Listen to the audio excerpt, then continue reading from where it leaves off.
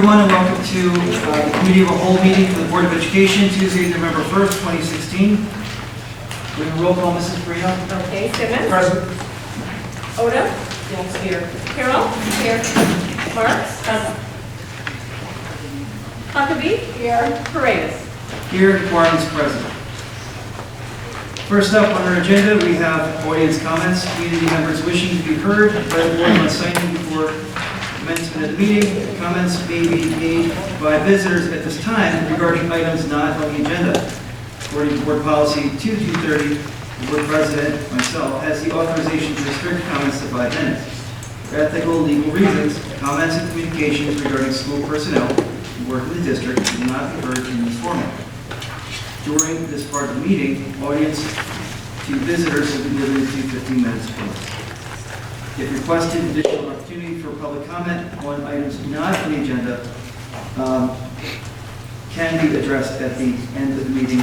I will stick around at the end of the meeting if some of you have more questions you want to ask after the field those at that time. First up on audience comments, we have Anthony Mutri. As a follow-up, Mr. Mutri.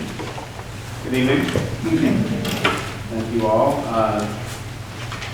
Want to come tonight as in a spirit of gratitude. I know that there's been a lot going on in the community. There's been a lot of things that we've been talking about, a lot of potential changes, things that haven't been experienced in this community for a very long time. I grew up here in Baltimore. My family moved here in 1979. I went to Heather Hill, I went to Parker Junior High, and graduated from Old Baltimore. My brother also attended these schools. I've had cousins, nieces, and we have 2 children now, one who's at Western and one who's at Parker. What we are experiencing as a community is probably something that hasn't happened in a very long time, if ever. I want to express my confidence in this board that knowing what we have ahead of us is something that we can accomplish and overcome together. You have my full support. You have my full confidence that whatever decisions are made, whatever changes that may come, that we will be able to get through these things together. I think it's very important that we are understanding of who we are as a community. We are not an unfavorable demographic. We are not hopefully going to allow ourselves to fall victim to some of the rhetoric that's been thrown around over the last few weeks, whether it be dollar amounts that are pulled out of the air that have no meaning, fear-mongering. We know what has happened over the last few years does not seem to have been working, and changes need to be made. I have full faith and full support in you all that those changes will be made. And that's really all I had to say. I'm here to, again, express my gratitude. You all are here, you're elected. You don't get paid for this. One of the things I've been thinking about, and as I tried to gather my thoughts about what I was going to say tonight, the recurring theme that I've heard over and over again, and part of it actually from the board presidents and some of your own words. Your experience is very similar to mine. You grew up out here, as did I. You moved away and came back to raise your family here, as did I, for the same reason, because we love this community. And it's all about love. We are here because we love our kids, not just our kids, but our kids.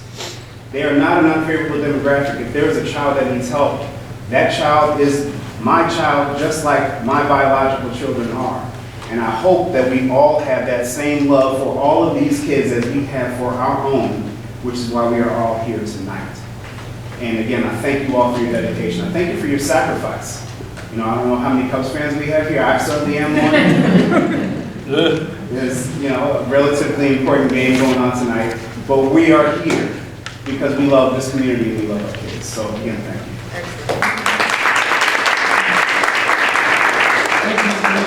Certainly appreciates your comments.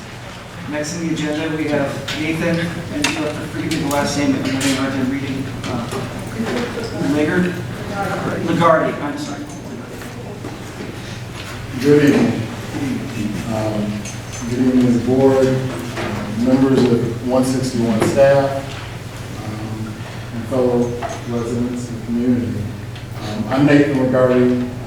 Like Tony Nucci, I'm also a product of this community in Flossmoor School District, who's moved back here. I'm a parent of a Heather Hill student, as well as Parker Junior High student. So I too kind of echo some of the comments that Anthony made, Tony. But I've got a comment, question, and a request. This past Friday, my wife notified me that the HF Chronicle reported that our existing superintendent had taken leave. I found this a little bit odd that the news was reported in that vehicle. The parents had not been formally noted by the district. And so my question is when the parents, or if parents will be notified of that development. I'm not surprised that community members are offering comments on this question regarding the Chronicle article. We certainly value everyone's input, and we certainly listen to whatever people have to say on the subject. I'm going to ask for your patience because when there is information we'll be able to share it in the near future, we will certainly do so. And that it is a priority for our district that we engage with the public and that we share whatever is appropriate at the appropriate time. So I understand your concern. My request, it's related to property value. And it's just kind of as a reminder to all, I don't think any of us need a reminder, but just kind of bringing property values to the forefront. Education, in my view, I moved here for my kids. But certainly people move in the district and they move out of the district. And one of the ways we do that is by keeping this a very attractive and destinational community. So we all have pretty much an equal stake in keeping this an excellent school district. I had what I would describe kind of an unfortunate and embarrassing conversation with a parent that's looking into school districts for a first and second grader. Parent was referred to me by a friend who knew I lived in the school district. She had researched our test scores, and specifically the test score of Heather Hill. She was in disbelief. I was somewhat ashamed that I had to confirm that the test scores and the data that she had reviewed were accurate. Long story short, the conversation concluded with her saying that she couldn't justify moving into a school district that had one of the highest tax bases in the area with such low test score performance and mediocre school rankings, which brings me directly to property values. According to Zyla, over the last 4 years, property values in the area have declined over 7.5%. This is taken it from the highest point after the 2008 economic decline. Over the last 10 years, the decline has been even more substantial, 26%. It's going in the wrong direction, no matter how you look at it. According to our state information, 161 is one of the leaders in dollars spent per student. And our school rankings and performance are not indicative of that. We need to do better. My request, and I'll close, is the board, as the board deliberates these important changes, and how to move our district going forward. And remember that one of the biggest reasons we had such a good reputation was because of the school district. The reputation will continue to erode if we don't turn that performance around. So the decisions made over the next few weeks and months are critical. If a change is made for the new leadership, that search should take into account someone who significantly moved the needle. It can't just be anyone who comes in. We need excellence. We expect excellence. And we kind of need to deliver it. Thank you.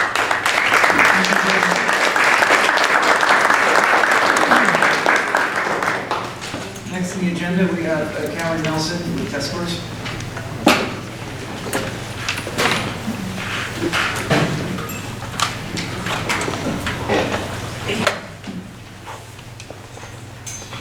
Good evening. For those of you that don't know me, my name is Cameron Nelson. I've been in this town since 2013. I didn't grow up here. I moved here because of the schools.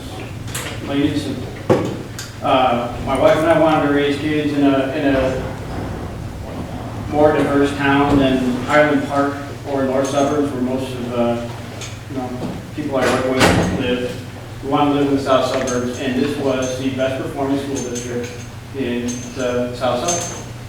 And it's not anymore, and it's fallen quite a bit since then. And I, for one, do not believe unfavorable demographics or other excuses are the problem. I think there is substantial evidence that that is not true.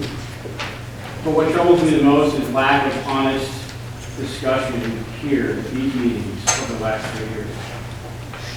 So I want to talk about the achievement gap. I've heard it come up many times, and I have a few comments on it. So first of all, what is the achievement gap? The state calls achievement gap the difference between black students and white students, or the difference between poor kids and rich kids.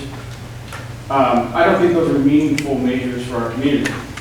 So they report this data, and you can look at the achievement gap between, white and non-white students, but it doesn't have much meaning. So look at, say, Flossmoor Hills, where the student population is, I forget the number exactly, it's more like 80–90% African American, right? So it's not meaningful to point out that the few white students that are there may or may not be outperforming 90% of the population. What's meaningful is that the school as a whole is not performing where we expect it to. I'm not picking on Flossmoor Hills because I know the park grades came out recently and you guys did pretty well, so you got it. But there's a problem throughout the whole district.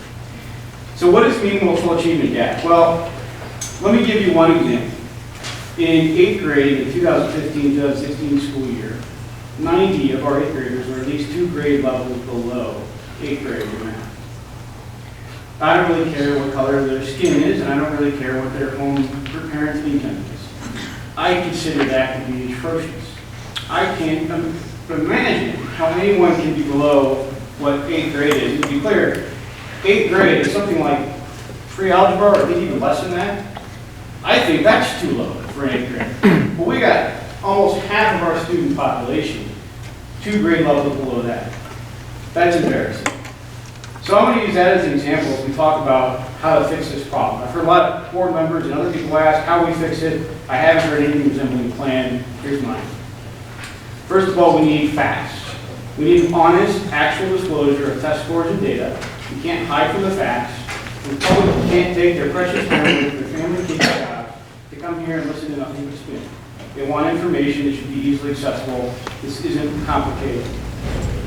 Reports should be timely and accurate. People should not have to wait until October or September to hear what last year's test scores were. The school district gets raw test score data in June. It should be available to the entire community in June.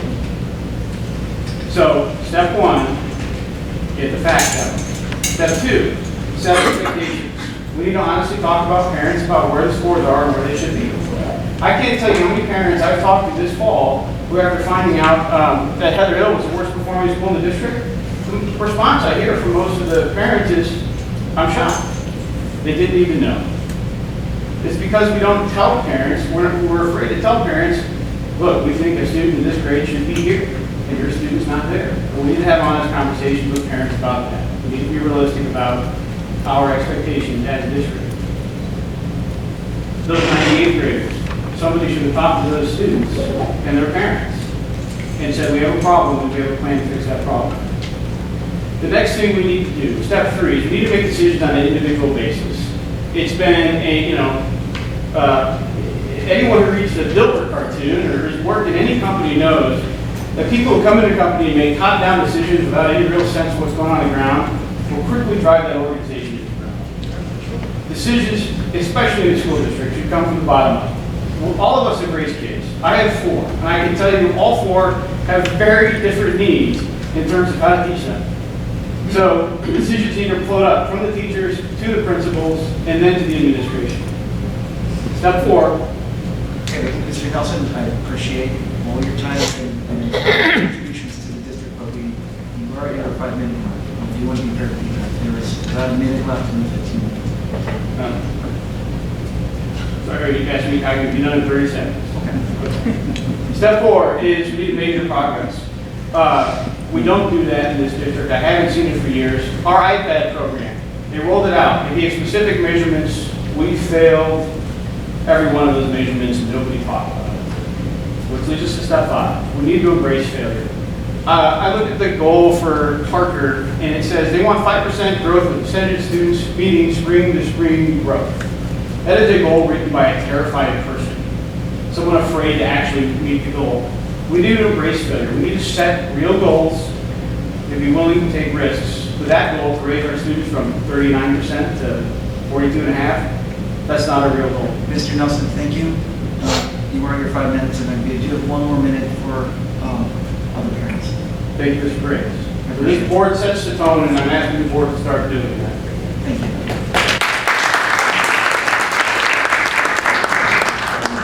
Next up, we have Nikita Williams, Title I. Good evening, members of the board and interested community members. My name is Nikita Williams, and I am a Flossmoor resident. I am the mother of 2 children attending schools in Flossmoor School District 161. I am here to address the board related to the issue of unused or misused federal dollars that should be benefiting our students. It is my understanding that Flossmoor School District 161 was awarded over $500,000 in Title I program funds to be utilized over the 2015-16 academic year, with similar funding amounts likely to be allocated for the current school year. As many of you know, Title I is a federal program that provides financial assistance to local educational agencies or schools like ours with high numbers or high percentages of children from low-income families. The purpose of these funds is to help ensure that all children meet challenging state academic standards. Well, it's no secret that the schools in our district are not meeting state academic standards. With that in mind, I implore this body to exercise its fiduciary duty in the management of these funds by developing a concrete plan to use the Title I funds that have been allocated for its intended purpose, helping our children to achieve. Further, I am asking that the board increase its oversight with the management of the administrative responsibility related to these funds. I was made aware that of the over $550,000 awarded to our district in Title I funds, over $160,000 went unspent, and we either lost or are at risk of losing nearly $96,000 because of improperly filed paperwork. That's absolutely unacceptable. And it's a great disservice to the children in our communities that are suffering academically. It should be noted that this is of far more concern to me and should be to you than hypothetical financial losses to the district related to personnel matters. Finally, I charge the board to engage in transparent, detailed, and advanced communication related to the use of Title I funds. The need for our children to improve academic achievement is beyond apparent. The means have been provided, at least in part, with the issuance of Title I funds. The only thing standing between our children benefiting from the funds is your decision to properly and promptly earmark them towards programs that will help close the academic achievement gaps that we are suffering from. Thank you. Thank you very much, Mrs. Smith. There are 2 people left on our audience comments who have signed up.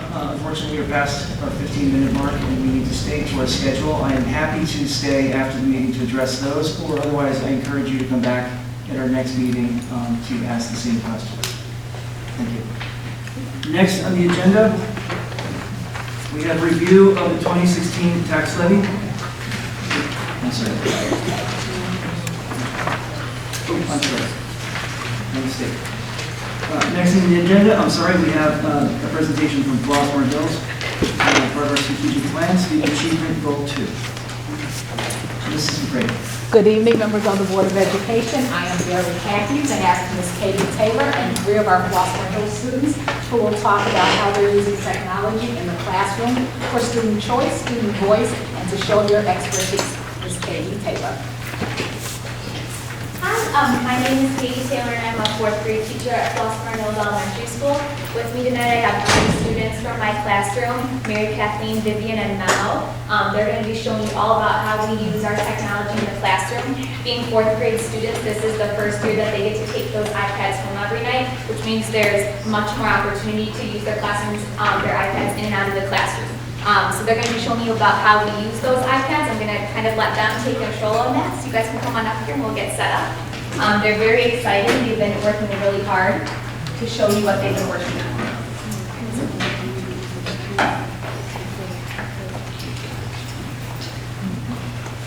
We are going to be showing you how we use technology in our 4th grade classroom at Flossmoor Hills.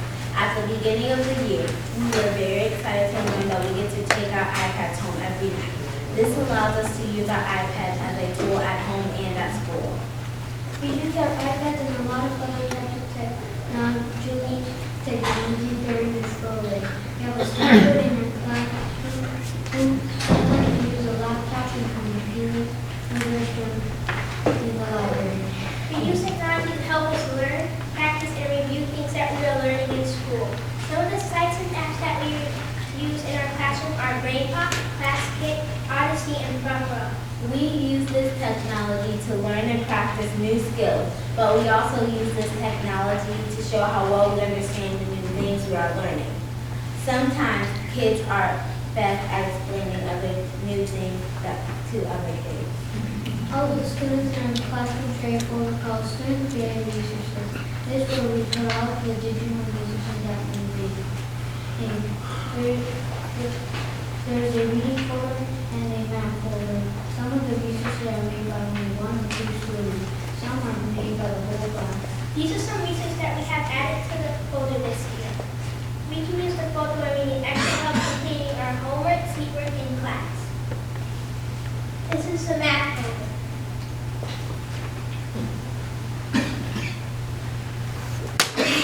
And this is the reading folder. To add a resource to the folder, you just have to fill out the interest form and give it to Ms. Taylor. Then you send it to her when you are done. You can make your resource however you want as long as it can be uploaded to the Google folder. Some of the resources already in the folder are Google Slideshows, Show Me Videos, and videos made in the camera app.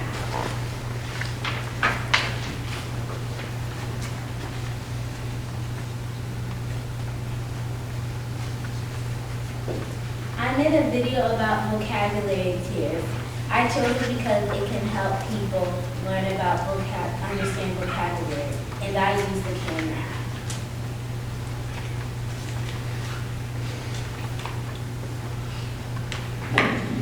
Hi, I'm Vivian Clark, and I'll be teaching you about vocabulary tiers.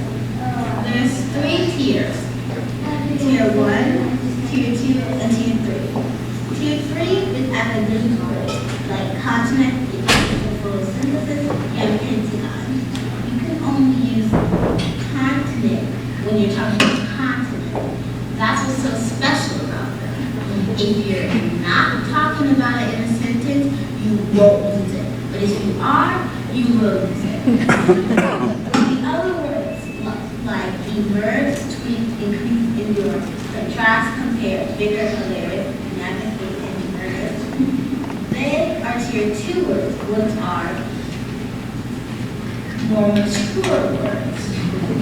Mature words are when you can use them anytime, but not all the time. So you can use hilarious when something, anything is funny. It's not a 3 word if you're not talking, because you can use it anytime. You can talk about something that was hilarious or something that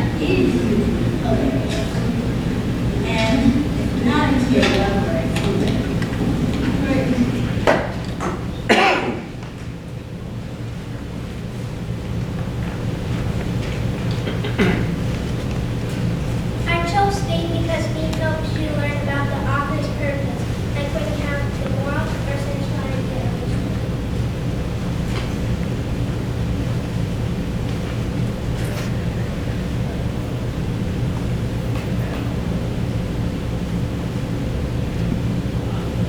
Theme is when you have an author's purpose, like when you have the moral of the story. What is the author trying to teach you? The message, the main point, what stuck with you? This is a resource that we have in our classroom that teaches you about faith. Theme is the lesson that you learn, the main or centralized one. Here are some examples. One is what the characters learn from their mistake. How do the characters grow or change? The second example, don't judge a book by its cover. Be careful what you wish for.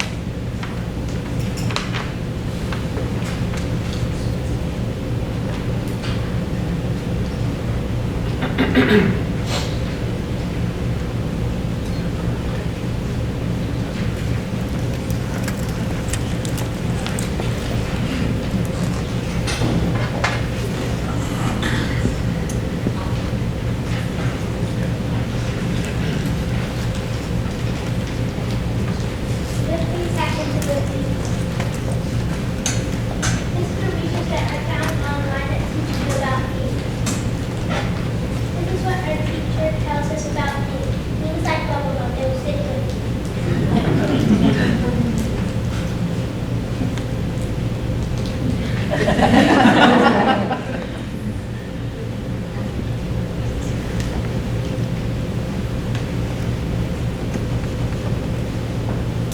I made a video about grounding.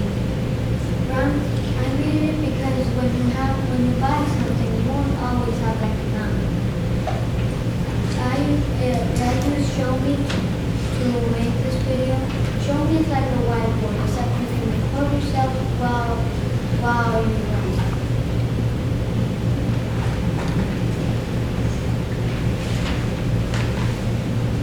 Hello, my name is Memo, and today we're going to learn how to round 10 to the 100,000 place.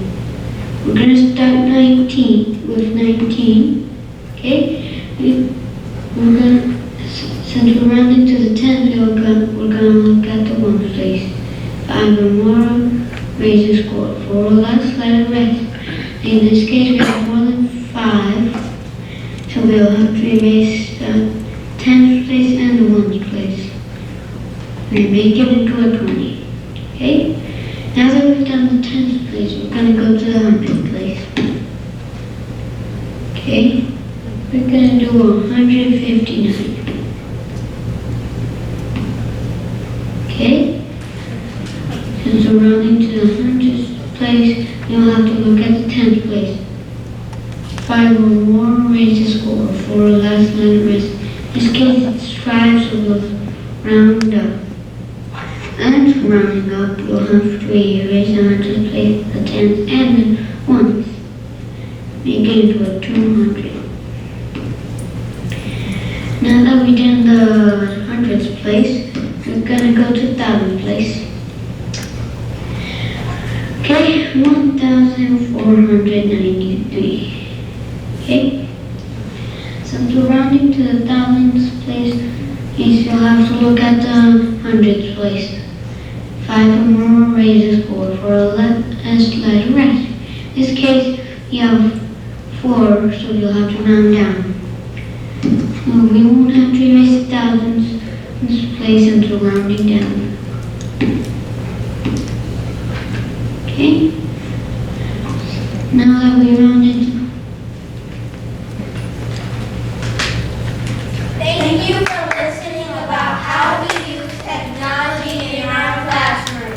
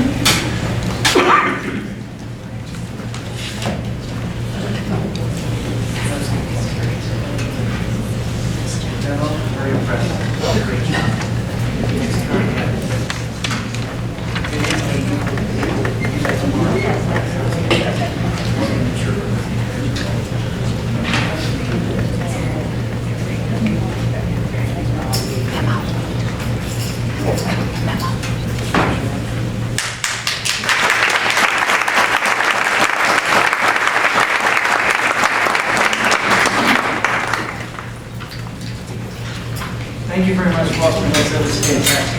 Truly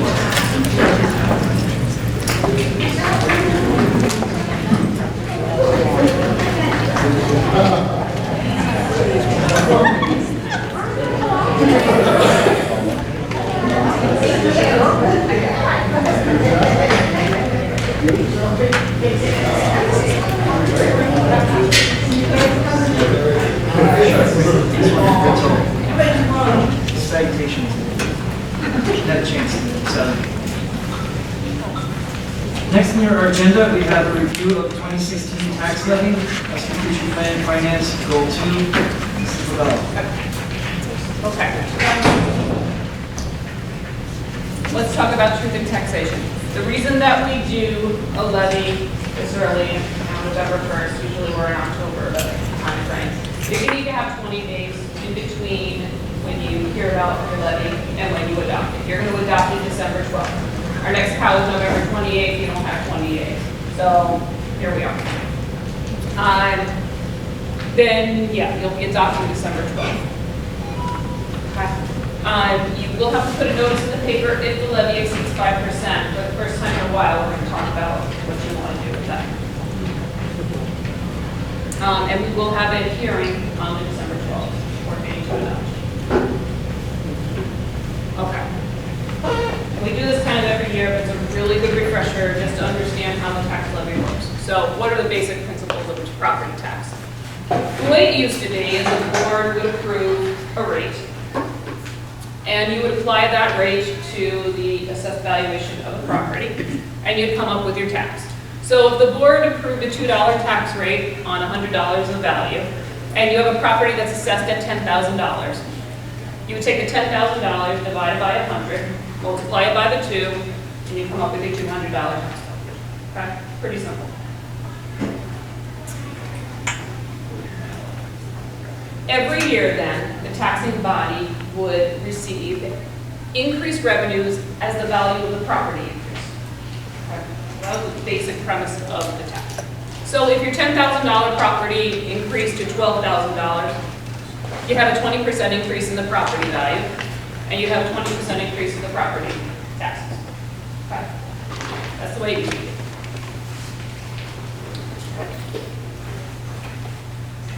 On the assessments, the state requires that all property is assessed at 1/3 of fair market value. Okay? That's statewide. Except for Cook County, which of course is Cook County has a different classification system, and it actually changed in 2009, so that all property is either assessed at 10% of fair market value or 25% of fair market value, depending on what kind of property it is. Cook is also assessed in a 3-year cycle, otherwise known as the triennial.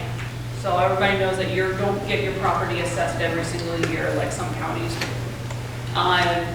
It goes Chicago, north side, south side. This year is the north side's assessment year. Chicago was done last year, north side, hit the south side next year. Then we have to take the assessed value and we need to equalize it. Why do we have to equalize it? Because remember, it's supposed to be 1/3 of your fair market value. And we don't do 1/3 of the fair market value. So we have to apply what's called the multiplier.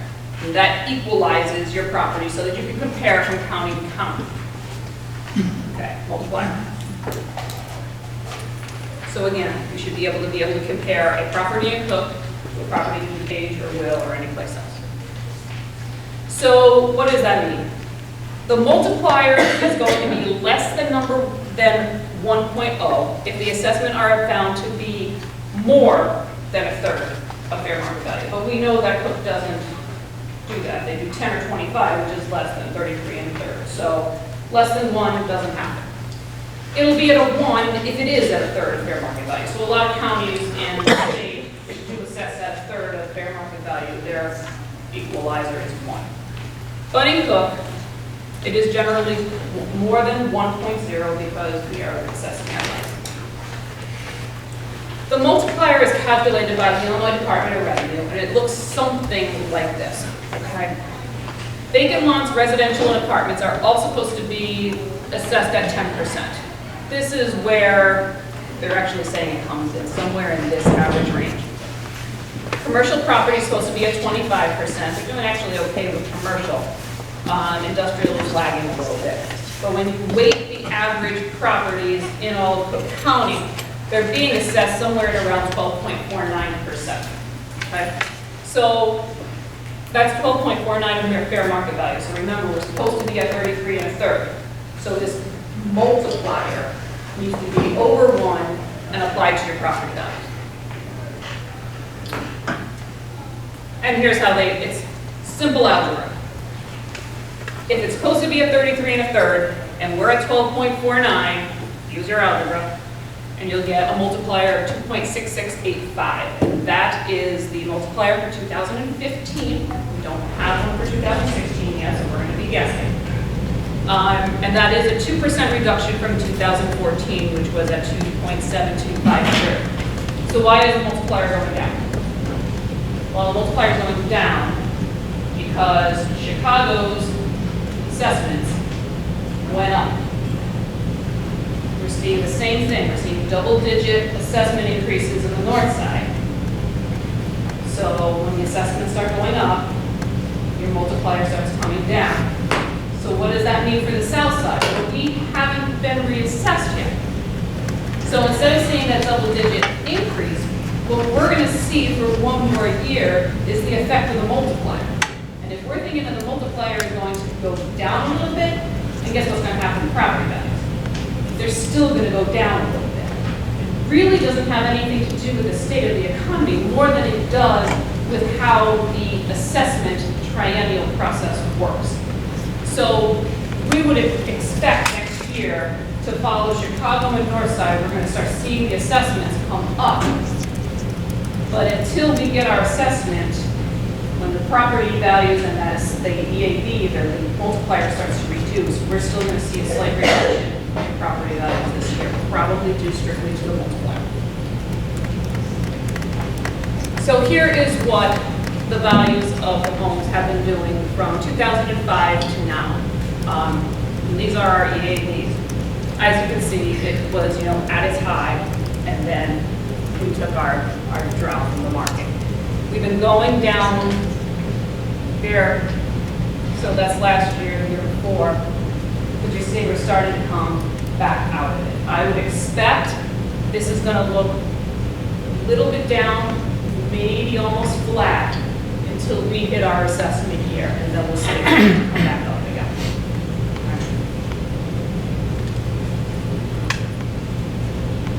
So remember, we were talking about you just apply the rate, you multiply it by your property value. That worked until PTEL came along.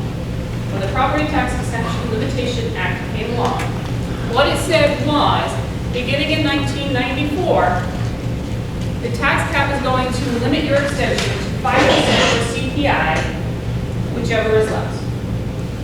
So the amount of money that you can increase your levy from no longer has really anything to do with the value of your property. It has to do with CPI. You can pretty much take what you levied last year, multiply it by the CPI, and come up with what your extension is going to be, no matter what happens to property values, because that's what the law did. So what it did was it really altered that primary principle of how we tax. Okay? Has nothing to do with property values. So you go back to the example of that $10,000 property. It went up to $12,000 and you saw that 20% increase. Well, under PTEL, the most that you could get is 5% or $210. So you don't get that 240. That's 10%. It's only 5%. It's not that 20%. Since 2007, you can see where CPI has been. Last year we were at 0.8. This year, the one that you're adopting now is 0.7. Now, that's what the CPI has been doing all over these years. The highest we've been is at 4.1 since the cap came on, and the lowest we've been is that 1 year at 0.1. And we haven't moved too far. We get some of these, and a lot of this has to do with gas. sorry, a lot of it has to do with what did you say? Some of these spikes up were being driven by the price of oil. Okay. And that's really, people were saying that was kind of the driver of the CPI. Now, I am not an economist, I'm telling you what I heard. I've quit trying to predict CPI, quite frankly. I don't do economics. Not a fan. Okay. So what are the consequences? The consequences when we do this is that your rate keeps getting reduced. Okay. So you're only receiving now $1.75 per 100 when you only have $210 as opposed to that $240 when it was related to your property tax. Okay. So every year the problem continues to compound. But remember, your total tax is rising by CPI. That's all we're doing. It's really a function of CPI.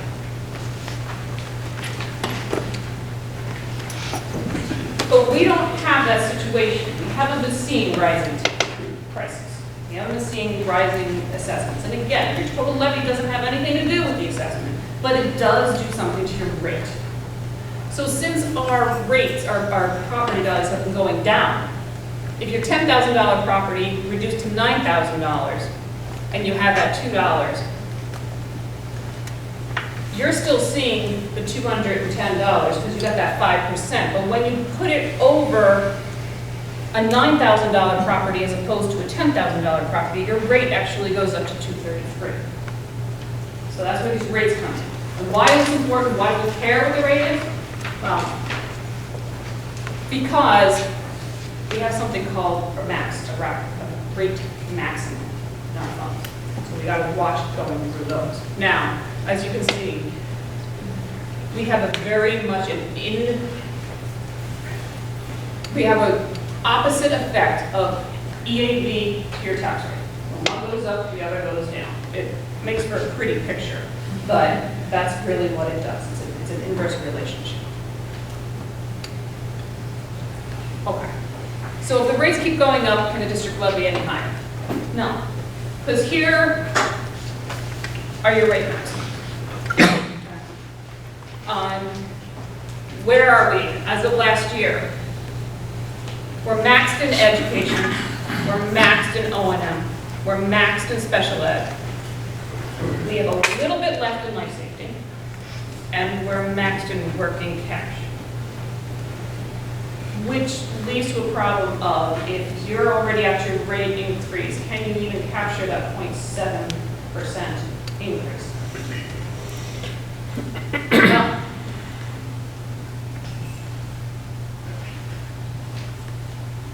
Let's approach the idea of, what if we just levied the way we did last year, with that 0.7? Can we make it within our rate maximum? We would exceed education, we would exceed special ed, we would exceed O&M, we would exceed working cash. But since we had levied so high in transportation last year, we would still be able to capture our full 0.7%. It would just be in transportation, and then it would be pulled back. So this is different than what we've seen in the last several years, where I said we need to balloon transportation up and then move it to the funds where we need it. We actually wouldn't have to balloon transportation as much because we're starting to see that turn coming around back. We would not lose any money. So are we still going to levy more transportation? Yeah. We want to make sure that we do max the funds where we need the money the most. So I am still recommending that we levy transportation high and let the county pull us back. We'll transfer money from transportation into O&M and education, what we've had the last several years, just to make sure we're making funds where it is. There is still some talk out there about eliminating the rate maximums and keeping us just under the total limiting rate so that we don't have to play these games, but I'm not sure it's got any legs at this point. There's too many other things in Springfield. I do hear it still tossed around, especially through IADMO and other of the educational groups, where they say, you know, this just doesn't make sense that we have to play these games. But they have approved that we can move from transportation into Ed and O&M for another 3 years. And so we'll continue to do that. But that being said, this came out this morning from IASBO, in case you saw it. And then all the firms, the law firms started bringing out their, you know, impression. There is a question on the ballot about transportation, and you've probably seen the commercials, you know, make sure that we can only spend our transportation money on our roads and those kinds of commercials out there. There are some people that are saying, be careful, because that might mean we can't move out of transportation. Several of the firms have come out and said, no, that's not what the language in this says. You still can do what we need to do, because the funds aren't actually being derived from a fee for transportation. It's being derived from a property tax. So we think we're okay. That doesn't mean that we won't get a tax objection. So we'll see what happens. Frank, may I ask just how certain, because I know we use a little bit of your transportation, we move it out pretty confidently every year. Are you pretty secure that that is still something that we have to learn?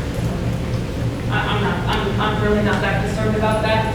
And quite honestly, if it turns out that they're going to shut that avenue down, there's nothing we can do about it anyway. We're not. It is what it is. So what do you, can I ask a question? What do you mean that the county can pull back? What we do is we levy. Right now, we don't know what our EAV is. We don't have a multiplier. The only thing we know is CPIs. So I know I take last year's total extension and I multiply it out. That's how much money that we're going to get. But I don't know which funds I can get into until I really know the EAV number. So we kind of have to massage it and almost fake it when we do the levy. Because they haven't given us all the information that we need to do it spot on. If I have an equalizer and I have the assessed values, we're good. We can do this levy spot on. But since we don't have those numbers, what we do is we levy a little higher in all of those funds just to make sure you capture that full 0.7%. The county will only allow us to have 0.7%. So they are going to do the calculations once they have all the numbers in, come up with that number, and you're not going to get everything that we say, yeah, we want this, this, this, and this. We're only going to get 0.7 of the prior year's extension, except for new property. New property is where we get your full rate on that brand new property, which is why Meyer is huge. Okay? We don't have an AV for Meyer yet. We certainly don't have an EAV for Meyer yet. But what we do have is information from around the state on what Meyers are looking at about the same size as the one that just went up. So there's one in Evergreen Park that is assessing at $3.4 million. There's one in Arlington Heights at $3.2 million. There's one in Plainfield at $3.9 million. I have been in contact with my counterparts at the Village, at the HF Park District, at HF High School. We've kind of all been putting our heads together and going, okay, what are we going to use for a new property number, just to make sure we levy enough to capture all of the new property. And kind of here's what we're tossing around. We actually do have a meeting at the Village on the closing of the TIF for here next week, so we'll probably have another conversation about it. But right now, I think what we're going to do is estimate $4 million AV. So a little higher than any of the others that we've seen in the county. If you use last year's multiplier, that gives you an EAV of $10.6 million. Just for yucks, to make sure that it's high enough, I'm going to use a $12 million number. Plus another $1 million for any ancillary property in the district last year, you saw $700,000 worth of new property. But even with, so that 1 million is a little higher than what we've seen, and that 12 million should be way higher than what the Meyer is. And we will levy for $13 million in new property. Again, keeping in mind that if it doesn't produce, it'll just be levied at what it is. But if we don't ask for it, we don't get it. So if we come in too low, we undercut it, you won't get the full value of that property. So best to go high. Best to go high and let the county tell us, nope, can't have it all, and pull us back. So here's what we're going, my proposal for the levy is. It's 13 million in the ed fund, 1.4 million in special ed, both of those two together go into your education fund. Okay. It's 2 million on operations and maintenance, 4.6 in transportation, and then you've got your smaller funds. Life safety, this $380,000 will max your life safety levy. And especially the reason that we're doing that, you will hear at the next COW, the end of the month, it's time to start talking about our summer projects. We still have that 10-year life safety survey that we need to finish priority B items. You're going to need every penny of that $380,000 to finish some of those things that we have to do to keep the buildings up. Okay. And this is an awful slide because it's very small. But even with that on, remember, truth in taxation, that box in the paper with all the words in it, is if you are going to extend over 5%. The levy that I'm proposing actually brings you in at 4.96%. Technically, you don't have to put the nasty little box in newspaper if you don't care to. Personally, I think just for transparency's sake, you should put it in the newspaper and let people know when your hearing is, let them know what it is you're planning on doing, and if they care to come out and public comment and ask their questions, that you do that. My recommendation is you publish anyway. But that's, your druthers as to whether you do not want to publish. I will need some direction on that. So again, it's not necessary. I'm recommending that you put it in anyway. And remember, we're going to be pulled back to CPI no matter what. We just want to make sure that we have enough money on there for capturing the property. And then you will have at the December board meeting, you'll have a public hearing. I'll do a little zoning out, take any questions from the public, and then you will adopt the levy, and it needs to be filed with the county clerk's office by the last Tuesday of the month, and I will handle all of that. Clerk's office, trust me.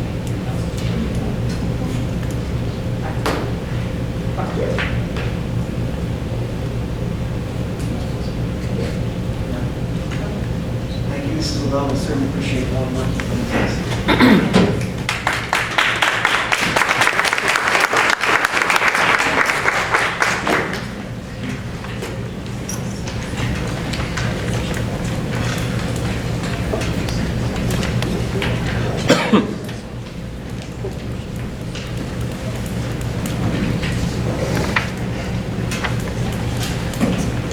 Okay, next on the agenda, we have the Parker Junior High School Improvement Plan Update, or strategic plan, student achievement, goals 1 and 2.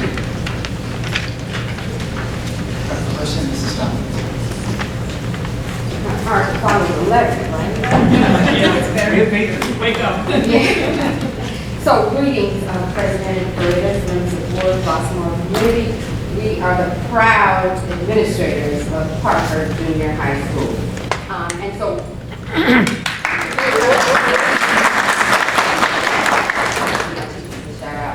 when we presented last month, we were presenting information that was given to us. However, since that time, we reviewed it extensively. The overarching goals remain the same, and that is to improve our scores in math and ELA, all the subjects across the board. As instructional leaders of the building, we are committed to providing quality instruction, so we've been in the classrooms to confirm that the teachers are actually implementing the strategies that we presented to you in the plan, the previous plan, such as small group instruction, Kagan cooperative learning strategies, SCMI in math, early intervention, early identification of intervention groups to address struggling students, etc. However, we've also identified some other areas of need that will be in addition to the original plan. So Ms. Fountain and I are just going to very briefly 2 or 3 things. The Cubs are up 3-0, so we're going to make this quick. And so one of the things is course selection. Right, we want to talk about course selection. We need to make sure that we have layered course offerings for students. In most of our content areas in each grade level, we have more advanced classes than regular classes. So we need to make sure that we have much more diverse course selection. Also, the goal is to be able to place students in their appropriate class. If we have struggling students, we want to be able to put them in the appropriate class to help those struggling students. If we have excelling students, we want to put them in the appropriate class so that we can meet their academic needs and continue to help them to excel. And we want to always make sure that we're using data to drive all of our decisions when it comes to putting students in classes. We're also working very closely with our MTSS team. We meet with them weekly. We also look at our data days and looked at all the data from our test scores, and we saw that certain things that we need to change, and we wanted to make sure that we address every student that is in a Tier 2 and a Tier 3 intervention. And we looked at that and individually determined the best possible intervention for them, and our wonderful MTSS coach has created a schedule along with our reading specialist so that we're making sure that we're addressing the needs of our Tier 2 and our Tier 3 students. Along that same line, we are having hard conversations with some teachers and parents about some individual students. I'm understanding that some students were randomly placed, and so we're going to work on some criteria so that it's just not because I think this kid, you know, their last name starts with S, so they need to be in an advanced class. So we're going to establish some criteria, and then we need to make sure that those selections are broad enough so that if the child needs to move up or down, we have options for them. The other thing that we've noticed is scheduling. We're going to need a few more staff members. Our population and class sizes have grown. In fact, we have roughly about 110 new Parker families. So, for instance, in addition to the 820 students that Parker knew were coming and expecting at the end of last school year, we've added another 110, right? So class sizes are growing, and so there's some additional needs. So in order for us to have expectations of our teachers, we have to provide them with the necessary tools in order for them to produce those results. And sometimes, in some cases, that may consist of lightening their load. With that being said, we've expressed our immediate and long-term needs with district administration, and we are putting together proposals and rationale for a few positions that will help meet the needs of the students at Parker School. And going along with the scheduling, we are working on it. I know things, we can't do too much of the changing now with scheduling because children are in place, but we are looking to work early for next year for scheduling so that when school starts, everything is in place.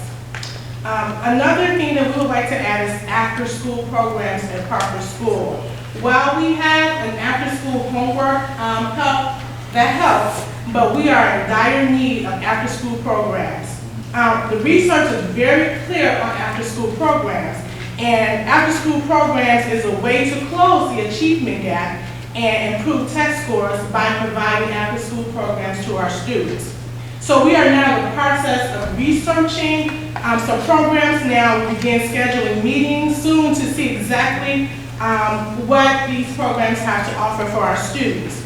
We know that every child is not going to play a sport, so we want to provide a good balance of after-school activities for our students. So it's going to include sports, it's going to include academics, social, and also the arts.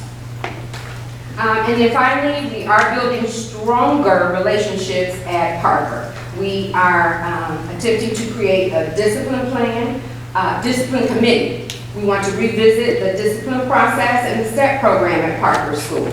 We've noticed that a lot of the procedures are more punitive, and we like to flip that. We want to focus more on positives. This committee will take a closer look at how we can make this better for our students in order to create a more positive environment. We will have a student voice, we'll have a parent voice, and so we're looking forward and excited about that. Meanwhile, we've scheduled our first awards assembly to honor our students this week.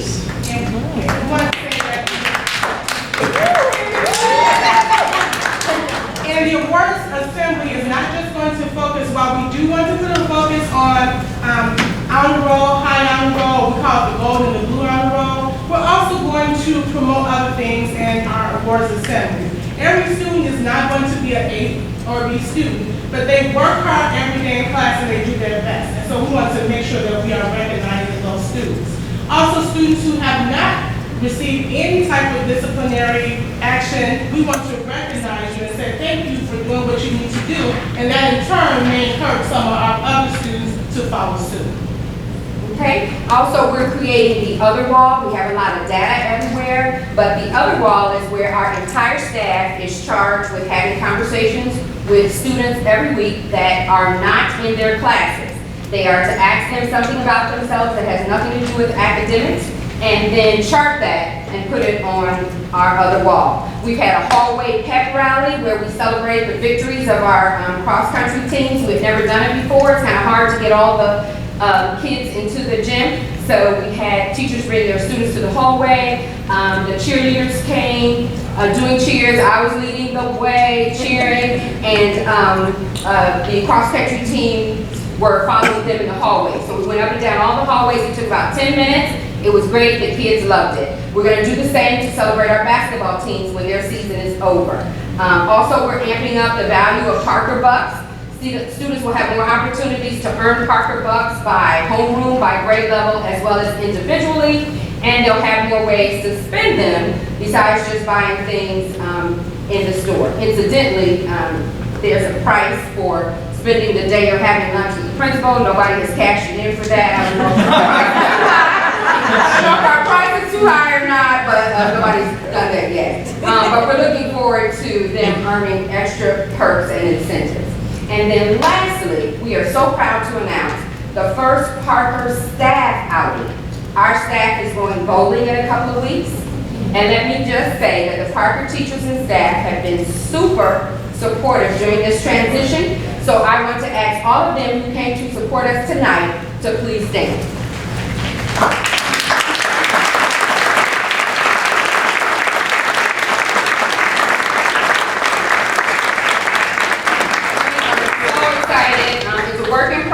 It's a lot of moving pieces. It won't happen all overnight, but we are committed to making the necessary adjustments as long as the change is what's best for our kids. Thank you.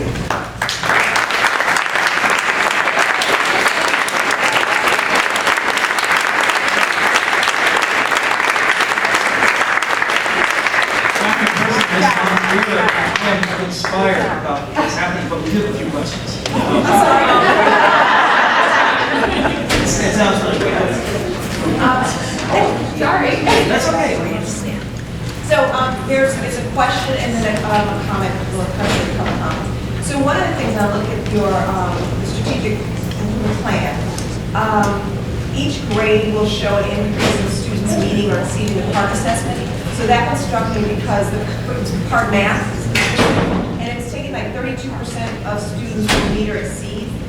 We're at 28% now, so it's like 3% plus. It just seems not very aggressive or not very, I'm wondering why that is such so little, or. Well, actually, the plan that we submitted was on the math scores. Okay, so this is just this year. Yes. Okay. Yes. Okay. So that was a question. Oh, and then you said with 100 new families coming in, what is about the average class size now? Because we're talking about additional resources. We have classes between 25 and 30. Wow. Okay, so that's well above our state. Okay. That actually really helps when we talk about Max had 25, 20, and 21, so that's meeting that. Great.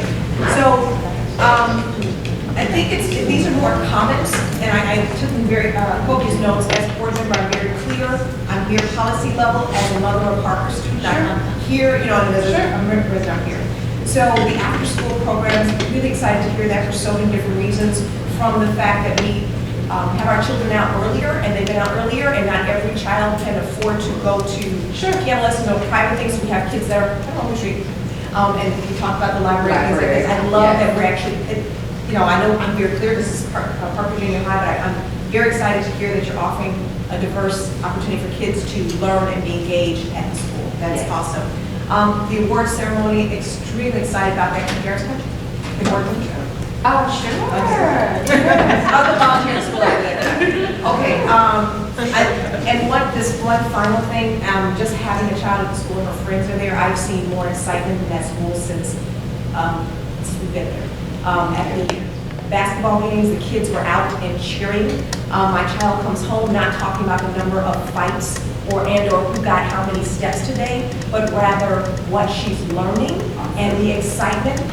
Came home very excited to talk about the hallway celebration, and she talked about the pyramid, and everybody went through, and then they just cheered her on, and she just was extremely engaged, and it wasn't just her. So thank you. We have a long way to go. I think you've seen you have parents, fathers out here. I think people are concerned that that father's going to be there more penalized. What are you doing? But they are seeing these strong men there helping and being there and supporting and giving out the bucks. So I just really wanted to take time to celebrate that. And the teachers, I asked teachers, I'm like, okay, I'm almost school, but I'm a parent, how are you doing? And they're fine. We're good. We know how to do this. This is what we do. So the teachers there just have to commend them, and the kids' behaviors and all the activities I've been to has been phenomenal.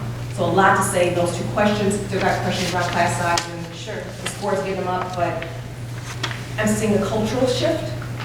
And thank you. That's a goal. Thank you. Thank you.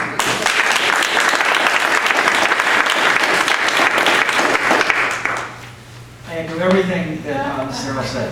But I also have another quick question in terms of the committees that you're forming. Is a fantastic idea. And I think that, it's the student aspect of that, I think, is just really essential. And I love that you're doing that. As well as the parent committees as well. Do you have like a communication piece or a time frame or something in terms of how parents would find out they would become or could be part of this committee, or students could become part of it? We don't have a timeline yet, but we will send out the call like we do in our weekly highlights to notify the parents who would be interested in joining our discipline committee. Okay, and also on top of that, can we expect a time frame by which you would have an update? I know that you mentioned you were going to do some more assessments and figure out more of your needs. Do you have a general idea of when that might be? Or we're meeting weekly, and it's very fluid. Sure.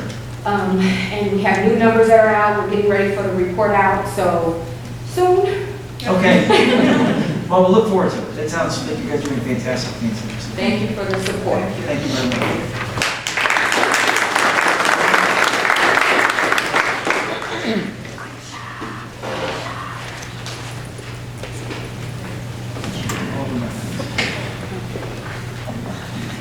Okay, next on the agenda, we have a discussion of district curriculum needs moving forward, strategic plan, curriculum and assessment, goals 1 and 2. Good evening, everyone. I just wanted to start a brief conversation this evening regarding our district curriculum needs moving forward.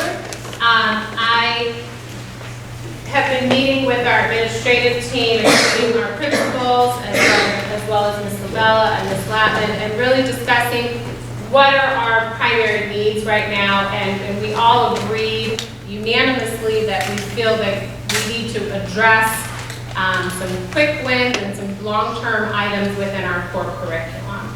And I've heard this feedback from parents and from teachers as well, that we need to take a close and a critical look at what our needs are in terms of our curriculum. Understanding that addressing those needs will not happen overnight. We need to prioritize and again set short and long-term goals for what we need for our students. So a couple of things that need to be addressed within our curriculum.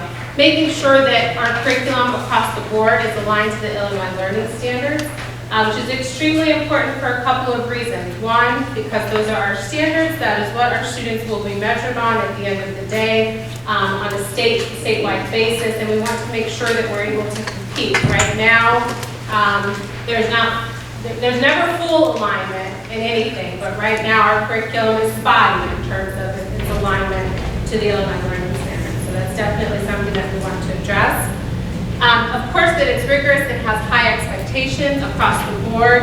And going back to being aligned to the Illinois Learning Standards, there is also new federal legislation in terms of the Every Student Succeeds Act, or ESSA, that is going to require that states set mandates and requirements for districts to be aligned to their state standards. Right now, PARCC is the assessment that we have in place that is measuring the Illinois Learning Standards. That assessment may change. The state may pick up a different assessment, but as long as we stay aligned to the standards, as long as we stay in place with what's being required from the standards, regardless of the assessment, we should be okay. Also looking at resources for opportunities to accelerate our students.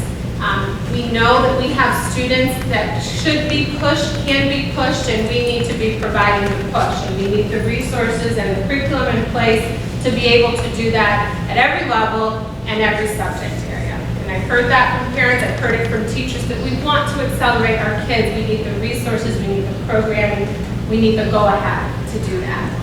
And on the flip side, making sure that what we have in place provides enough layers of support to be able to close the achievement gap, to be able to support our struggling students as well as our high students, and meet everyone's needs. And right now, again, there are places where we can do better, and we should be doing better.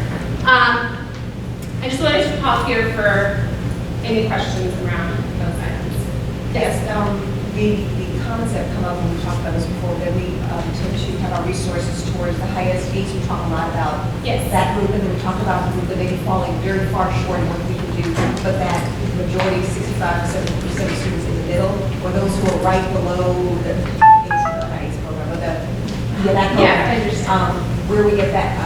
Is there a plan to really talk about how we start to nail the plan to actually get to that group? And those who may not, again, have qualified for a specialized plan, we need to do something. Yes, and that is also something that the Gifted Task Force is working on. I'll talk about that a little bit when we talk about Northwestern. But in terms of also adopting a curriculum, we want to look for something that provides a range of resources for all of those groups of students. And right now, that is a challenge in some areas for us. But there are definitely programs out there that help support us at that high level of student, the student right below, as well as every group in between. So again, we have the resources to be able to accelerate. And then this, and I know you're new to the district as well, but we've been talking about it and assessing for so many ways. We bring back different studies and different plans, and different, we should do this, we acknowledge that we have issues here. Do you have an idea about when the plans might actually come out? Yes, so next slide. Next slide? Yes. Your check is in the mail. Yes, so we are thinking in terms of, again, we cannot address all of our curriculum needs in a month. That would be a misstep on our part. But we do need to do some data collection on what the needs of our curriculum are, what our teachers say they need, what our students say they need, what all of our stakeholders need. I would anticipate that between November and December, we can collect enough data in terms of doing a district needs assessment for curriculum that should be able to tell us what we need and where it could be able to help us determine our priorities. I say that time frame to say that we should also be able to pilot new initiatives in the spring. So being able to come back after winter break and have an idea of what those needs are, how we're going to address them, and we can move on some things. But move in a thoughtful way. Move in a way that we're asking questions along the way, and collecting enough data so that we know when we do a full rollout, where to go and where to make adjustments. Does that? Yeah, it does. It was, you know, so I'll have another question this time now. Okay, great. Thank you. Any further questions? Yes. Okay, so you're going to be collecting data. What are also taking into consideration the data that you do have in terms of the test scores and how that can lead part for the initiative that you can put in place for student learning? Absolutely. So we have the student performance data in place. When I say data collection, I mean we need to get the input of our teachers, a comprehensive view of what we have in place, so that in terms of curriculum, in terms of resources, in terms of textbooks, who's using what's working, what's not, so that we can match it with our data, our student performance data rather. So we're going to be taking a look at textbooks in terms of data or? Yes, that is definitely something that we're interested in looking at. Yes. No, go ahead, Mrs. Bell. So since from the time that you've been here and reviewed what we have in place right now, what conclusions have you made regarding our needs, curriculum needs? Sure, a couple of things. From what I've seen and what I've heard from teachers, we need more resources. We need things that, not just technology, but other tangibles that we can put in teachers' hands, that we can put in students' hands, that can help accelerate them and can provide additional support. We also need a curriculum that spirals more. We need a curriculum that hits on skills at multiple points throughout the grade levels, so that if a student didn't get it here, you're going to get it here. If you didn't get it in 5th grade, you're going to get it in 6th grade, but maybe in a different way. We also need, again, resources for our teachers to be able to accelerate students. And we need to provide the space and the opportunity for teachers to be able to do that. If I can just add also the balance between technology and tangibles, we really need to work that out as a district and make sure that not everything is technology-based, but that we also have resources that we're putting into students' hands that parents can sit with their child and do paper and pencil homework as well, so we need to create a balance of that. Well, that leads me to my next question. What I am wondering, I mean, technology is a big thing in our world today, but I'm wondering, is it taking away from the engagement of learning? I'm from the old school, we didn't have this, you know, but definitely I know we need to combine what technology and the new world and all this great stuff, but is it taking away, are you hearing that? Is it taking away from the engagement of student learning and one-on-one, or where the teachers engaging with students in the way in which, not so much as it used to be, but the way that it should be, because I mean, everybody can't learn necessarily from this. You know, some people need more in depth. So I mean, are you getting feedback on that? Yeah, I appreciate that question. I think that is also something that would be addressed in a needs assessment survey, so we would get a better idea of what our teachers are comprehensively saying about that. I will say technology is a tool. It is a tool. It is not an instructor. It is not the instructor. So again, we need to create the balance between that, and if there's ever a point where our teachers feel like technology is replacing them as instructors, we are missing the boat. Absolutely. So that's the balance that we need to create. Truthfully, and responding to your question, I have heard comments from teachers as well as parents, and again, this is why I suggest doing a full needs assessment, because I don't want to base our decisions on comments that I've heard or a conversation. But I have heard the comments of, you know, my child's not going to, or my student will curl up with a Chromebook, and it will curl up with a book. You know, so again, creating that balance and that opportunity for our students to engage with technology, but recognize that it's a tool. And had a couple questions. And maybe this is a slide that's coming up, but is there a writing component to this? I know that a question in terms of, a writing component at, in our school, what the illustrator focus on that. Yeah, so that would be included in our needs assessment in terms of what do we feel like we need additionally in writing. We know that that's a large gap in our curriculum right now, but again, I would like to get better comprehensive feedback from our teachers in terms of specifically what. I know recently in our conversations with articulation with Pullman Gloucester High School, they've been sharing their writing rubrics with us, with our Parker teachers, as well as their prompts to start that writing alignment. Okay, that's fantastic. And one other one, parents are really important to provide our students. And aside from which, when parents are at home, this has been my experience, frequently it's very frustrating in terms of knowing exactly how to best support what's going on in the classroom. Is there as we move toward an assessment, as we make some adjustments, is there a plan in place where we're considering to address what parents might want to know or how they can best support their children? Yes. Well, first off, I would imagine that parents would be part of the district curriculum needs assessment as well. That's a big piece in terms of caring what parents feel about the work their children are bringing home. And that's definitely something that we should do. And we can definitely continue to provide feedback and support for parents. And once we adopt something, how is it going, how you can help your child at home. Fantastic.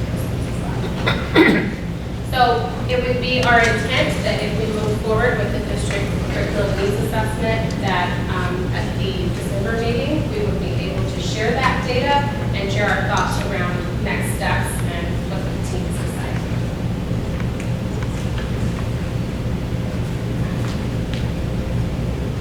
And I'll just stay up here because I think I'm next to agenda items. Fantastic. Are there any more questions or comments? Okay, well then, thank you very much.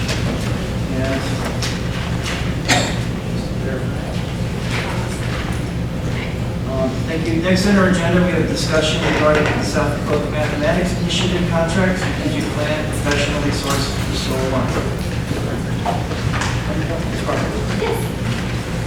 This will be our district's second year participating in the South Cook Math Initiative, which is a derivative of the Silicon Valley Math Initiative.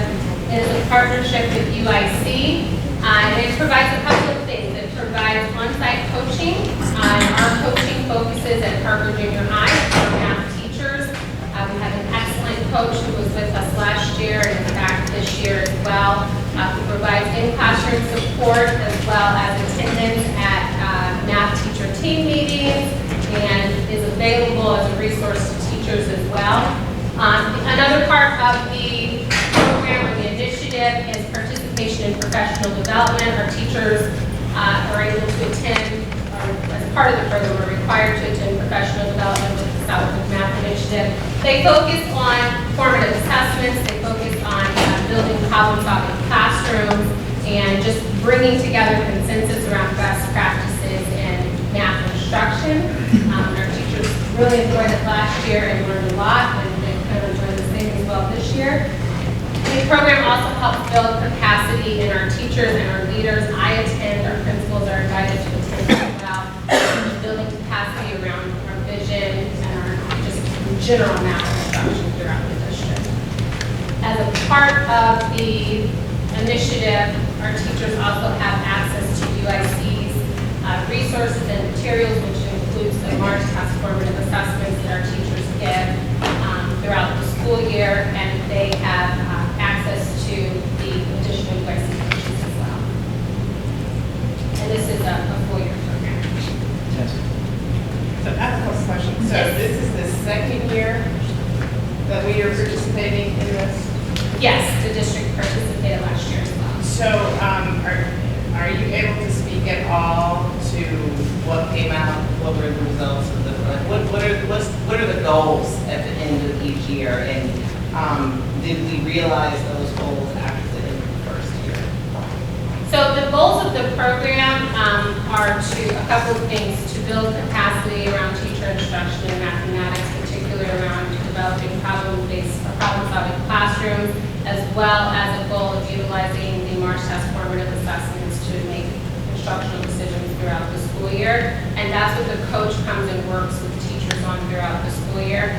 I cannot say, I wasn't here last year, so I don't know if at the end of the year there was some decision-making around whether or not those goals were met. But I will say that our teachers throughout those Parker teachers who participated in last year's at Parker for coaching as well, that they valued their coach, that they valued the work that they did in professional development, and that they are utilizing the resources.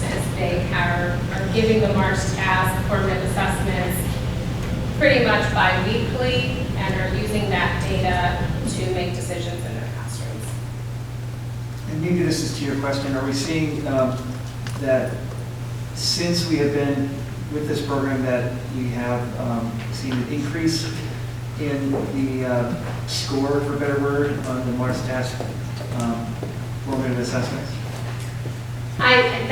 That's hard to pinpoint. I don't believe the district is collecting the data on the March test formative assessments last school year. That is definitely something that we will be doing this year to make sure we're keeping track of how students are performing. Okay. So this year would be a better indicator of whether or not those are being met. Okay, and I'm actually not that familiar with this assessment.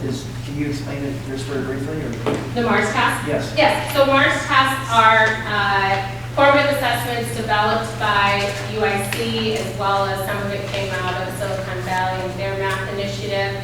And it's meant to be dipstick assessments that teachers give throughout their lesson to determine whether or not students have mastered a concept. And the idea is not that it's sort of a summative assessment where we get the data way after students have already moved on. It's ongoing throughout their lessons. So what the coach works with teachers on is that you teach the concept, you give the formative assessment, and it's short, 1 to 3 questions, and then you use that data to analyze as a group, determine how our students did. Reteach concepts. A major component of the Southwick Math Initiative is making sure that teachers do the reteach, and they get that data for the reteach from the formative assessment. And that goes on throughout the school year and should lead to students mastering concepts and teachers having a better understanding of where students are. Okay, that sounds great. So just out of curiosity, what is the turnaround time for the reteach? Is it like a day or?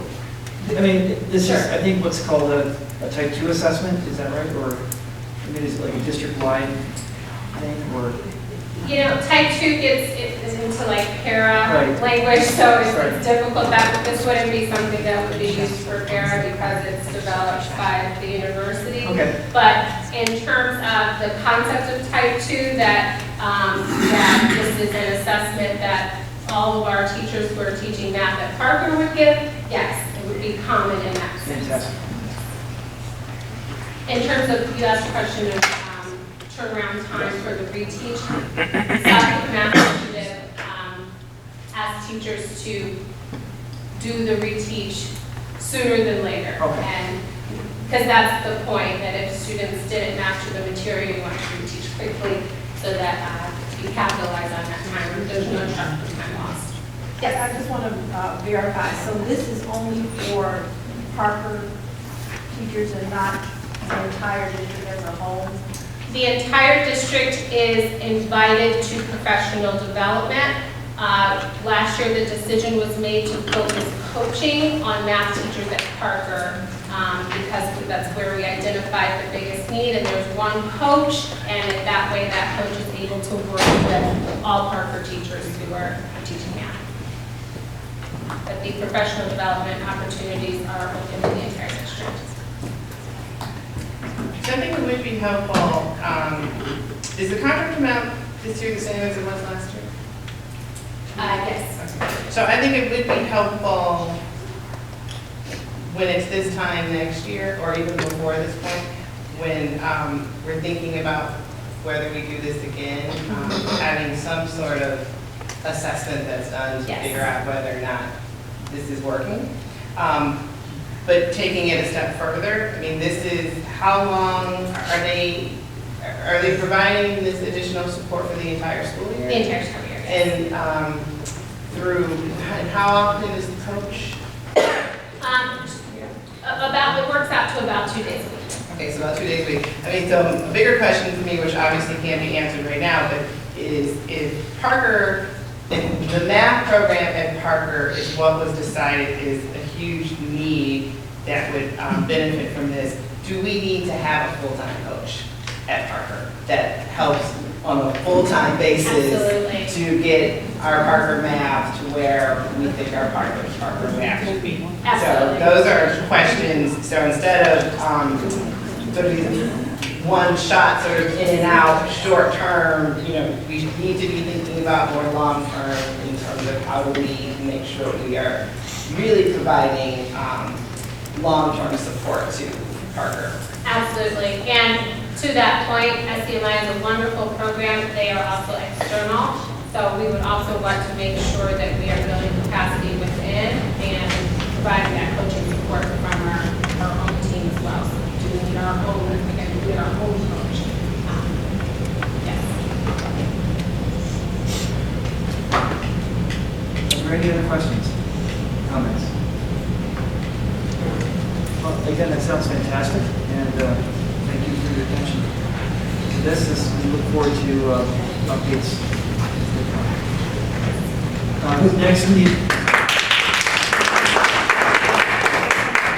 Next on the agenda, we have a discussion regarding the agreement with Northwestern University Center for Talent Development, Plan and Professional Resources, Goal 1 and 2.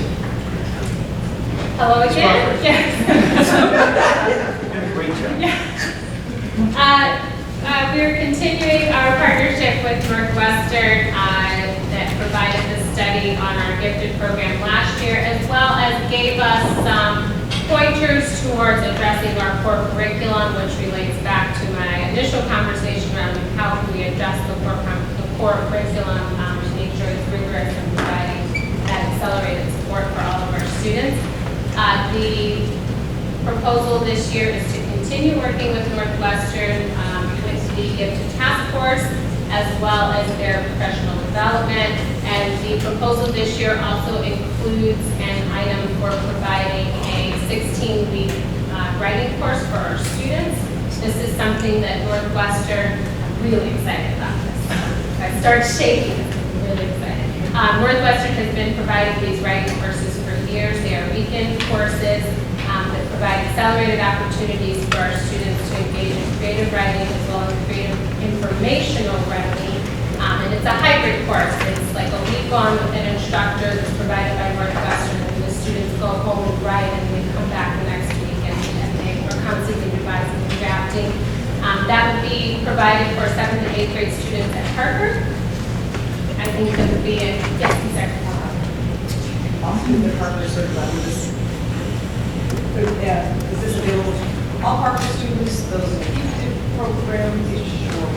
No, this is an opportunity for all Parker students. I just want to make Yes, absolutely. Thank you for clarifying that. Yes, Yes, for that. yes, I appreciate that. So, the point was made that Northwestern has previously focused on gifted education with us, but this is also an opportunity that Northwestern provides for students in general. So thank you for that clarification. So in addition to providing the support for our gifted task force, their research-based and professional development, the additional new item this year is the creative writing weekend course for our students.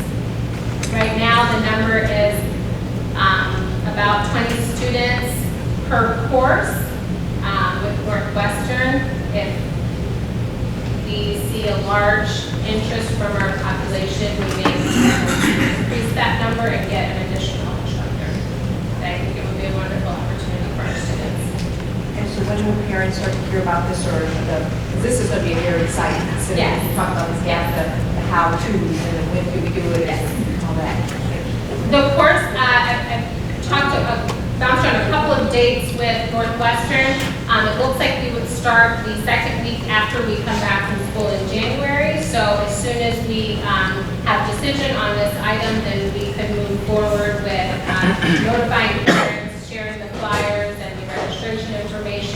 The course is pretty much already developed by Northwestern. They do these throughout the city and the state. And this will be in-house, when I say that, when they become.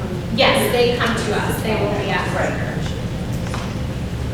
And again, this is budgeted for the Title II funds. Local funds not to exceed $20,000. Yes.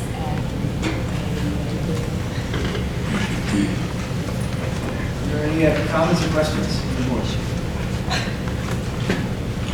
Well, thank you very much. Sounds very exciting. We'll look forward to hearing updates. Thank you. Thank you.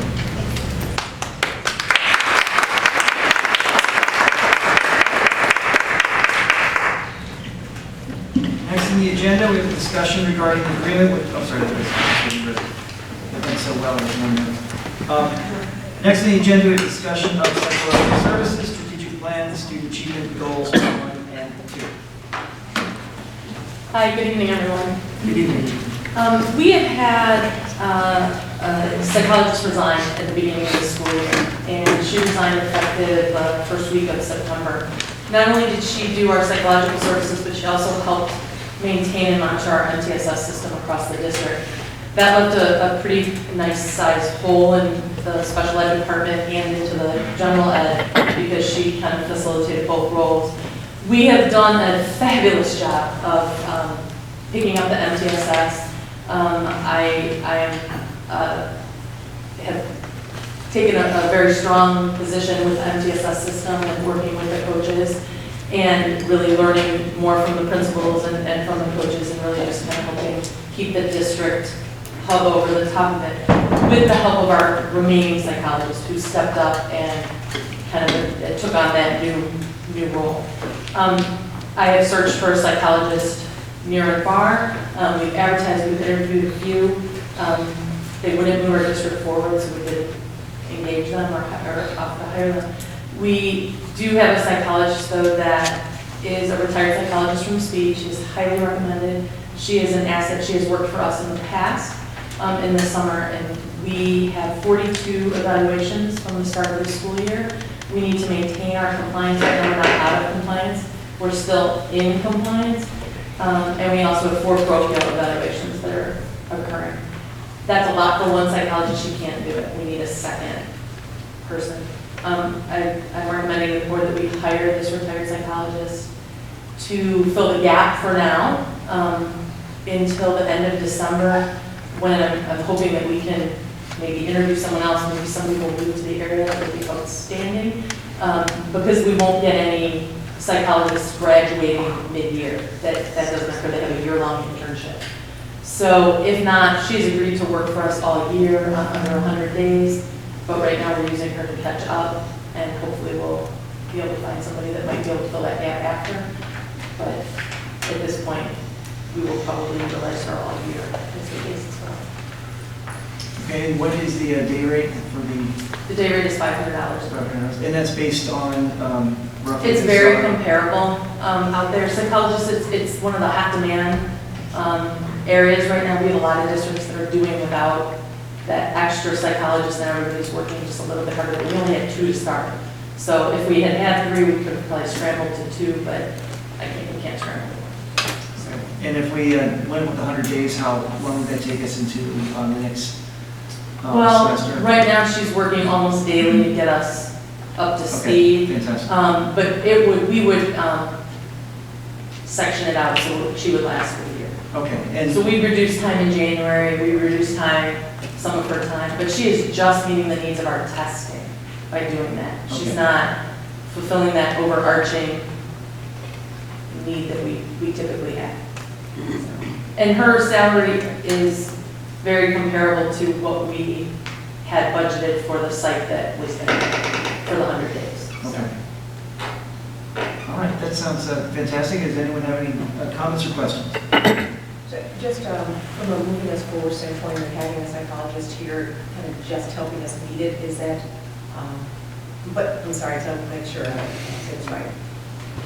We're filling a gap until we feel like we can get the best candidate. Is that correct? That we're not going to start interviewing again until next year or after? We have it posted. As other people apply, I will certainly interview them. I have about 4 contract agencies also working on it. I've interviewed a contract agency person. She didn't have the skill set. Would she have been okay? Yes. But I have better than okay with Michelle. And if I had to weigh that, I'd rather have the psychologist for the 100 days than an okay psychologist. It's a tough role. It's kind of like the gatekeeper almost, or the guardian. And it's something that's really, really important. Okay. And I don't want to bring somebody in that wouldn't at least maintain us, let alone not move us forward, not to speak in the negative. It's really, really important. Thank you. Any other comments or questions? Is this just a regular tell me a little bit about the psychologist, the role that you posted for. Is it dealing strictly with children? It's a school psychologist position, which is they have to do a year-long internship in the schools. Some of them have an educational, some of the new psychology programs have an educational component, so they have a tremendous number of extra hours that really assists in the MTSS process. But someone that might not have had that level of education, but has worked in an MTS system or has that knowledge is equally good. It's just this person didn't display that to us, and we're not going to do that. Well, thank you for your fidelity to quality, and I'm certain that this person will be fantastic. Thank you very much. Next on the agenda, we have a discussion of delegate assembly resolutions. This is the blue packet. The blue and white packet.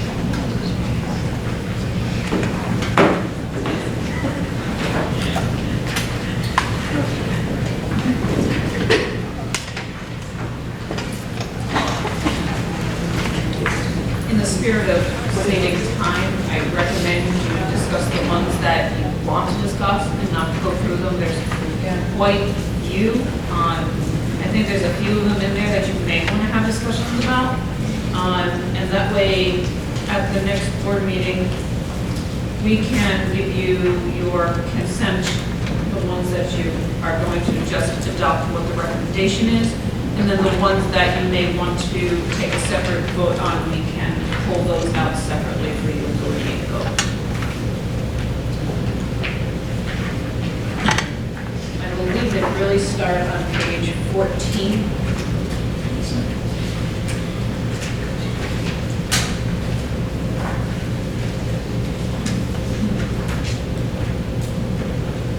Does anyone have a particular resolution that they have a question on that we want to discuss with the rest of the board?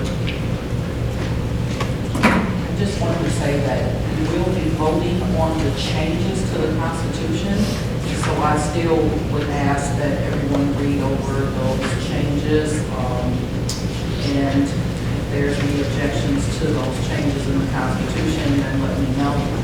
Otherwise, they're pretty consistent with just bringing the language up to today's standards and indicating where the changes within the statutes.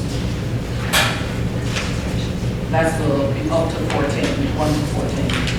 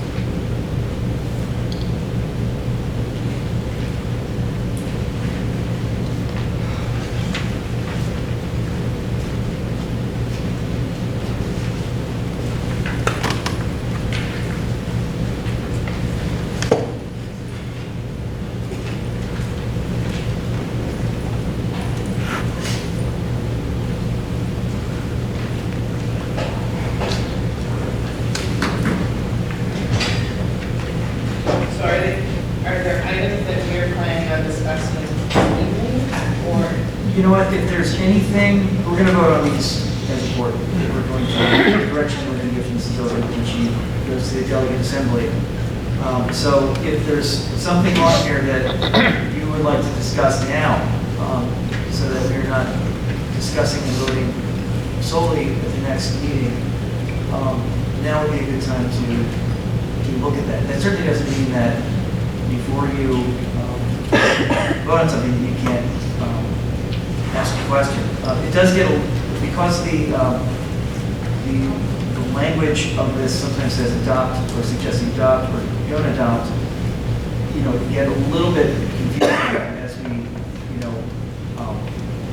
make motions, I make motion to accept the recommendation of ISB to not adopt and then to walk through.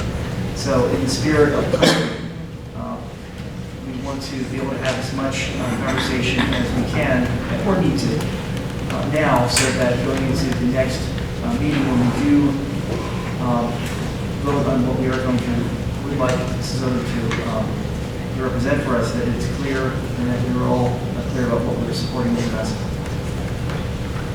Does that answer your question? It does.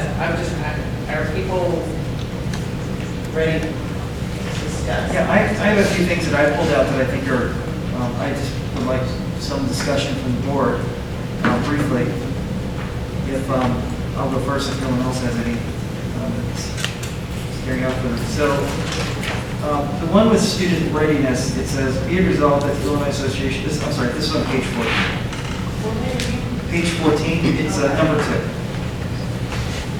It says, be it resolved that the Illinois Association of School Boards shall endorse and urge local boards of education to adopt the framework of research-based metrics and multiple readiness indicators proposed in the National Redefining Ready campaign to more authentically and appropriately assess and demonstrate high school graduates' readiness to succeed in college, career, and life. Encourage the Illinois State Board of Education to use these metrics to meet the requirements of Every Student Succeeds Act and work with the Illinois legislature to codify these metrics in the Illinois School Code. The rationale is that America's schools have a profound responsibility to ensure that our nation's 50 million students are college ready, career ready, and life ready. Standardized test scores traditionally used as the primary readiness indicator do not always provide an accurate representation for a student's potential. Again, this is the rationale for this motion. Like the global economy, today's students are driven by ideas and innovations. They should not be reduced down to or defined by a single test score. Students learn that in a variety of ways. They should be allowed to demonstrate readiness in a variety of ways. Elementary, middle school students are engaged in a world that is hard to imagine decades ago, and need to be prepared with 21st century skills to participate in the future that they will help create. Our college and career readiness indicators must reflect the educational landscape of 21st century learning. By the way, this is from Township High School, District 214 in Arlington Heights. If I didn't mention that earlier. According to the ACT, 1.9 million test takers, only 40% of the 2015 high school graduating class across the United States was deemed college ready by meeting 3 or 4 of the ACT college readiness benchmarks, and only 41.9% of the class 2015 met the SAT college and career readiness benchmark. AASA, the School Superintendent Association, has launched a national campaign called Redefining Ready. This is where this reflects, which introduces research-based multiple measures, college and career readiness indicators to more appropriately assess our students' ability to survive and thrive in the future.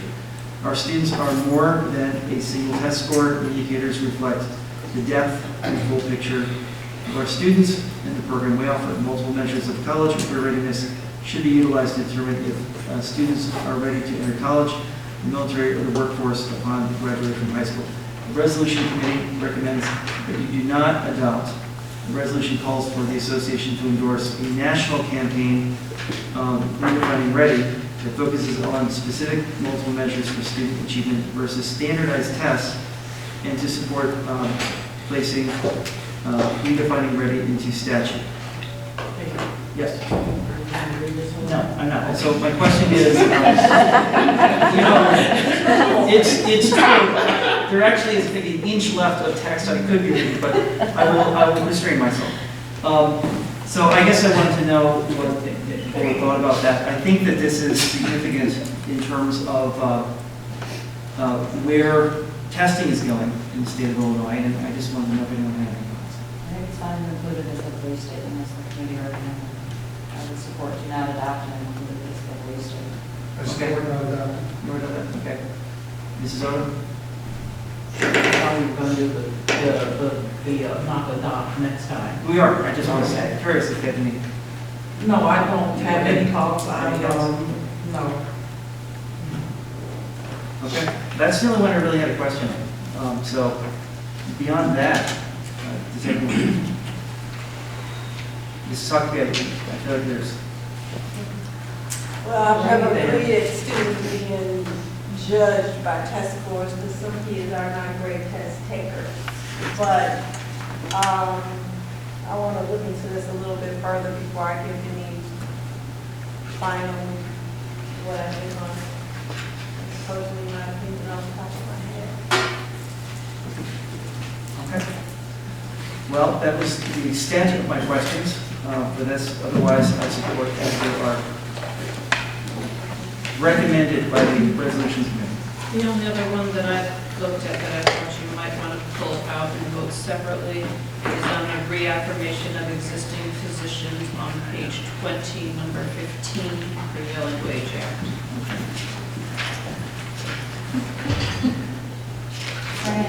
Sorry. Last year, it was going to go through, no one was paying attention, no one read it. John and I were finally going to get this board to support not supporting the prevailing wage act. Not support, not adopting, I support adopting them. The resolution committee recommends to adopt. I know. That's why I wasn't going to say anything, because you all voted down every year. In disagreement with what they recommend, I support them. They are correct. Free our fiscal hands. Any further comments or questions at this time? No? Okay. With that, there are no more comments or questions.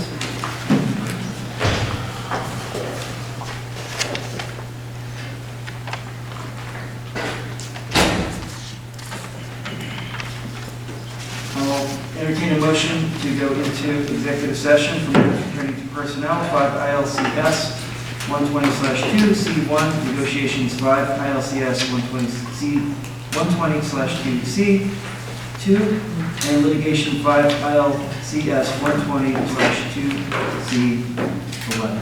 So moved. Second, Mrs. Orr, Sabrina. Okay, Carol? Yes. Ford? Yes. Huckabee? Yes. Odom? Yes. Simmons? Yes. Marks? Yes. Paredes? Yes, the motion is passed. We'll be in executive session for, I imagine, about an hour, at which point we will come back out, and we will most likely adjourn. Oh, I'm sorry. My apologies. The end, which we have a special meeting after we adjourn.